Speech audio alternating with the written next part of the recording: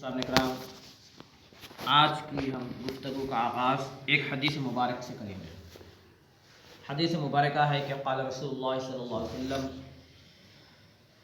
ज़िक्रुल अंबिया इबादतुन व ज़िक्रुस सालिहीन कफ़ारतुज़ ज़ुनूब व ज़िक्रुल क़ब्रि सदक़तुन व ज़िक्रुल मौति सदक़तुन व ज़िक्रुल क़ब्रि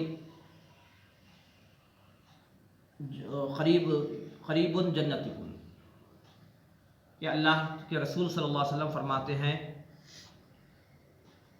कि जब कभी अंबिया किराम अलैहिस्सलाम का जिक्र किया जाता है तो वो इबादत में शुमार होता है। मफ़हूम में हदीस क्या है कि अंबिया किराम अलैहिस्सलाम का जिक्र किया जाता है तो वो इबादत में शुमार होता है। और फिर जब अल्लाह के नेक बंदों का, अल्लाह वालों का जिक्र किया जाता है तो वो हमारे गुनाह का कफ़ारा बन जाता है। हमारे गुनाह को अल्लाह ताला माफ़ फरमा देता है। नेक बंदों का जिक्र, जब मौत का जिक्र किया जाता है, मौत को याद किया जाता है और मौत को मद्देनज़र रखा जाता है, मौत के बारे में गुफ्तगू होती है, हमेशा मौत को याद रखते हैं तो वो हमारे लिए सदक़ा बन जाता है। और फिर उसके बाद जब कब्र को याद किया जाता है, कब्र जहाँ पर हमारा आखिरी आरामगाह होती है, जहाँ पर इंतकाल के बाद दफन किया जाता है, वहाँ का भी जब जिक्र किया जाता है यानी याद किया जाता है तो वो कब्र का याद करना हमें जन्नत के करीब कर देता है। सुभान अल्लाह। तो गोया कि हमारे लिए ये हदीस मुबारक एक नेमत लाजवाल है, क्योंकि हम देखते हैं कि हम शुरू रबीउल अव्वल से अब तक सरकार दो आलम सल्लल्लाहु अलैहि वसल्लम का जिक्र कर रहे हैं। तो गोया कि हमारा यह जिक्र करना इबादत में शुमार हो रहा है। और फिर हमारे लिए सरकार दो आलम सल्लल्लाहु अलैहि वसल्लम का जिक्र करना इबादत में शुमार होने के अलावा भी दूसरे बहुत सारे फ़वाइद हैं। इबादत तो दूसरे भी चीज़ें हैं, जैसा कि नमाज का पढ़ना। बाज़ लोग नमाज पढ़ते हैं और समझते हैं कि नमाज की तादाद बढ़ाते जाए तो इबादत में इजाफा हो जाता है। कोई समझते हैं कि कुरान पढ़ते जाए तो इबादत में इजाफा हो जाता है। कोई समझते हैं कि रोज़ा रखते जाए तो इबादत में। यकीनन ये तमाम के तमाम इबादतें हैं, लेकिन सरकार दो आलम सल्लल्लाहु अलैहि वसल्लम का जब जिक्र किया जाता है तो वो हमारे लिए इबादत में भी शुमार होता है। फिर उसके दूसरे भी फ़ायदे हैं, जैसा कि सरकार दो आलम सल्लल्लाहु अलैहि वसल्लम ने फरमाया कि अल्लाह के बास नेक बंदे होते हैं, अल्लाह के बास ऐसे नेक बंदे होते हैं मस्जिद में कि जब वो मस्जिद में ना आए तो फरिश्ते उन्हें तलाश करने के लिए बाहर निकल जाते हैं। सुभान अल्लाह। फरिश्ते उन्हें तलाश करने के लिए बाहर निकल जाते हैं। अगर वो बीमार हो जाए तो फरिश्ते उनकी इयादत करते हैं, फरिश्ते उनकी मिजाज कुर्सी के लिए उनके पास जाते हैं। अगर वो कोई दुश्मन उनके सामने आ रहा है तो वो दुश्मन से हिफाजत करते हैं। और फिर कोई वो मुसीबत में फंस जाए तो मुसीबत से निकालते हैं। और जब वो दुआ करते हैं तो अल्लाह की दुआ पर आमीन कहते हैं। सुभान अल्लाह। और फिर जब दुआ पर आमीन कहते हैं, फिर जब वो मस्जिद में आके बैठ जाते हैं तो फरिश्ते उन्हें घेर लेते हैं, फरिश्ते उन्हें घेर कर बैठ जाते हैं। तो गोया कि ये क्या चीज़ें हैं कि अल्लाह के रसूल सल्लल्लाहु अलैहि वसल्लम फरमा रहे हैं कि नेक बंदे अल्लाह कैसे होते हैं। बाज़ ऐसे मस्जिदों में आते हैं, मस्जिदों में रहते हैं, मस्जिदों में वक्त गुजारते हैं। तो वो नेक बंदों का मामला ऐसा है कि मस्जिद में कभी ना आए तो फरिश्ते बेचैन हो जाते हैं कि भाई आने वाला बंदा अल्लाह का मस्जिद में आता था, नहीं आया तो उसे तलाश करो। अगर वो बीमार हो गया तो उसकी इयादत कर लेते हैं, उसकी सेहत के लिए दुआ करते हैं। कोई मुसीबत में फंस गया तो मुसीबत से निकालते हैं, निकालने के ज़रिए बनाते हैं, असबाब बनाते हैं। अगर फिर कोई दुश्मन सामने आ गया तो उस दुश्मन से बचाते हैं, फिर उसकी दुआ पर आमीन कहते हैं। तो सरकार दो आलम सल्लल्लाहु अलैहि वसल्लम फरमाते हैं कि ये अल्लाह के नेक बंदों की सिफ़ात क्या है, ये अल्लाह के नेक बंदों की सिफ़ात क्या है, क्या मामला है कि फरिश्ते इनके इतना दीवानावार इनके पीछे फिरते हैं।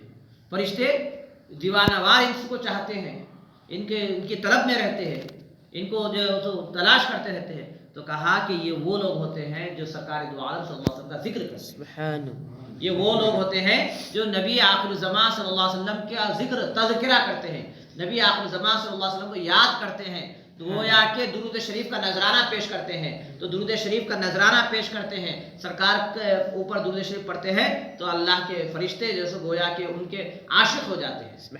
अल्लाह के वो फरिश्ते, वो नूरानी मखलूक मलाइका उनके आशिक हो जाते हैं। वजह क्या है कि वो अल्लाह के रसूल सल्लल्लाहु अलैहि वसल्लम का जिक्र करते हैं। और फिर उसके बाद मौलवी साहब इकराम, इबादतें तो बहुत सारे हैं, लेकिन वो इबादत جو سرکار دو عالم صلی اللہ علیہ وسلم کے عشق سے خالی ہو وہ عبادت کوئی معنی نہیں رکھتی، اس کا کوئی جیسے اس کی کوئی اہمیت نہیں ہے۔ اب دیکھیے کہ ہمارے لیے صحابہ کرام رضوان اللہ تعالی علیہم اجمعین کی زندگیاں مشعل ہے، زندگی گزارنے کے لیے، آگے بڑھنے کے لیے، گویا کہ وہ ہمارے لیے ستاروں کے مانند ہے۔ ہم جیسے ان کو دیکھ کر جیسے ان کے نقش قدم پر چلتے ہوئے ہم کامیاب ہو جاتے ہیں، نجات پا لیتے ہیں۔ تو وہی صحابہ میں ایک صحابی ہے حضرت بلال رضی اللہ تعالیٰ۔ ہم پہلے بہت سارے صحابہ کے سنے ہیں، جیسا عثمان غنی رضی اللہ تعالیٰ عنہ طواف نہیں کر کے سرکار نہیں تھے تو طواف سے انکار کر کے آ گئے، ویسے بہت سارے دوسرے صحابہ ہیں۔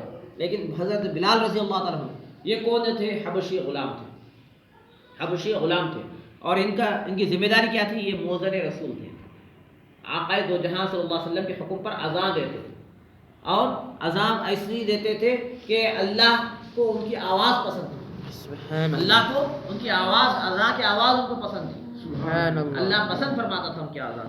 تو اس کے بعد اب آقا دو جہاں صلی اللہ علیہ وسلم اس دنیا فانی سے تشریف لے گئے، اس دنیا فانی سے تشریف لے گئے۔ تو جب بھی ابھی آقا سرکار دو عالم صلی اللہ علیہ وسلم پردہ فرما گئے، ابھی جیسے آخری مراحل طے نہیں پائے، تو اس وقت اذان کا وقت ہو گیا، تو حضرت بلال رضی اللہ تعالیٰ عنہ اذان دیے، اذان دیے تو پورے مدینے میں کوہرام مچ گیا، لوگ بے چین ہو گئے، کیونکہ حضرت بلال رضی اللہ تعالیٰ عنہ جب کبھی اذان میں اشہد ان محمد رسول اللہ کہتے تو سرکار دو عالم صلی اللہ علیہ وسلم کا چہرہ مبارک سامنے ہوتا تھا، سامنے ہوتا تھا۔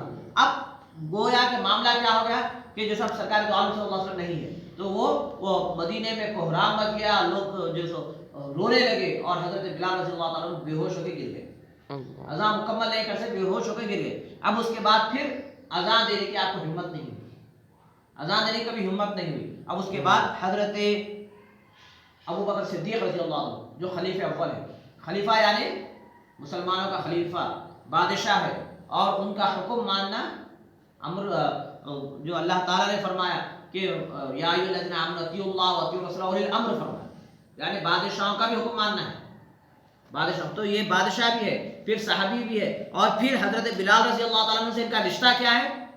یہ حضرت ابو بکر صدیق رضی اللہ تعالیٰ عنہ وہ حضرت بلال رضی اللہ تعالیٰ عنہ کو آزاد کرائے، ایک سونے کی مرغی کے انڈے کا اتنا سونا دے کر، ایک مرغی کے انڈے کو اتنا سونا دے کر جس کو حضرت بلال رضی اللہ تعالیٰ عنہ کو آزاد کرائے، یعنی احسان بھی کیے ہوئے ابو بکر صدیق رضی اللہ تعالیٰ عنہ۔ پھر جیسو آپ خلیفہ بھی ہے، اور پھر سرکار دو عالم صلی اللہ علیہ وسلم کے زمانے میں آپ اذان بھی دیتے تھے۔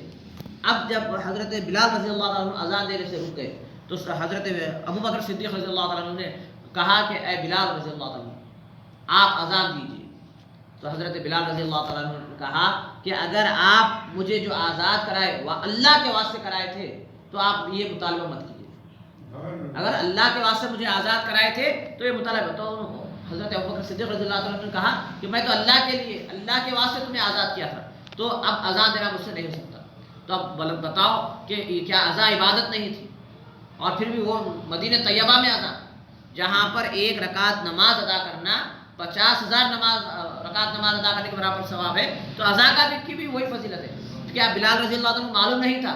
لیکن پھر بلال رضی اللہ تعالیٰ عنہ خلیفہ کی بات سے خاموش ہو گئے، خلیفہ کی بات ماننے کے لیے تیار نہیں ہوئے، اور پھر جیسے آپ کا جو معمول تھا، جو کام تھا، اس کام سے رک گیا، اذان پہلے دیتے تھے آپ رک گئے، اور اس کے بعد پھر تیسرا معاملہ کیا کہ آپ وہاں مدینہ طیبہ میں اذان دینے سے رک گئے، جہاں پر عبادت بڑی فضیلت رکھتی ہے۔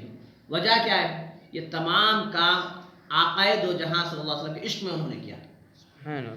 آقائے ان کو معلوم تھا کہ عشق وہ چیز ہے، عشق رسول وہ چیز ہے جو اگر ہمارے پاس آ جائے تو وہ ہمارے لیے دنیا اور آخرت کے لیے کافی ہو جاتی ہے، اگر وہ عشق نہ رہے تو پھر وہ اذان بھی بیکار ہے۔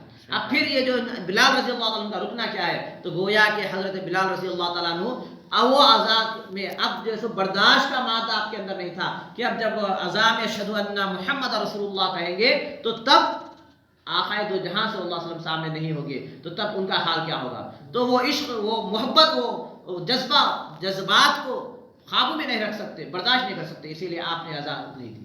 تو گویا کہ بات کیا معلوم ہوئی کہ آقائے دو جہاں صلی اللہ علیہ وسلم کے عشق میں جو کام کیا جاتا ہے وہ بڑا نرالا ہوتا ہے، وہ کام اللہ تعالیٰ کے پاس قبول کیا جاتا ہے. ہمارا یہاں پر بیٹھنا بھی آقائے دو جہاں صلی اللہ علیہ وسلم کی محبت اور عقیدت میں ہے, تو یہ کام بھی اللہ کے پاس قبول ہوتا ہے. اور قبول کیا ہوتا ہے؟ درجات کو بلند کرتا ہے, اور پھر یہ ہمارے لیے دنیا میں کامیابی اور آخرت میں نجات کا ذریعہ بنتا ہے. اور پھر اس کے بعد معزز صاحب اکرام اتنا ہی نہیں کہ حضرت بلال رضی اللہ تعالیٰ عنہ وہاں سے تشریف لے گئے, مدینہ طیبہ سے ملک شام کی طرف چلے گئے.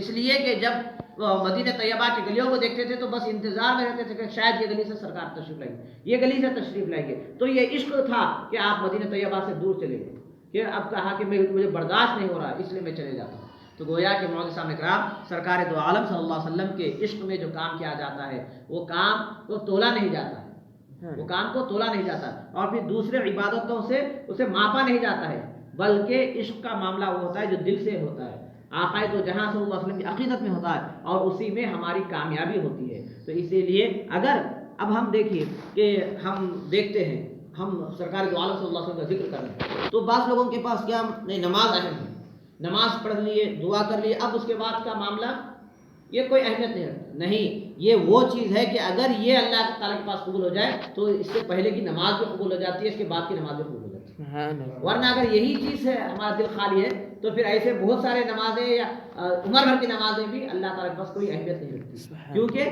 صحابہ کرام رضوان اللہ تعالیٰ علیہم اجمعین نے ہمیں بتا دیا کہ آقائے دو جہاں صلی اللہ علیہ وسلم کی تعظیم, توقیر, آپ سے محبت, عقیدت, عشق, یہی ایمان ہے, یہی مکمل ایمان ہے. جب ایمان ہی نہیں تو پھر عبادت کوئی اہمیت نہیں رکھتی. تو بہرحال اللہ سے ہم دعا کرتے ہیں کہ اللہ تعالیٰ آقائے دو جہاں صلی اللہ علیہ وسلم سے سچی اور پکی محبت اور عقیدت میں نصیب فرمائے. وآخر دعوانا الحمدللہ رب العالمین. سبحان ربک رب العزة عما یصفون وسلام علی المرسلین الحمدللہ رب العالمین.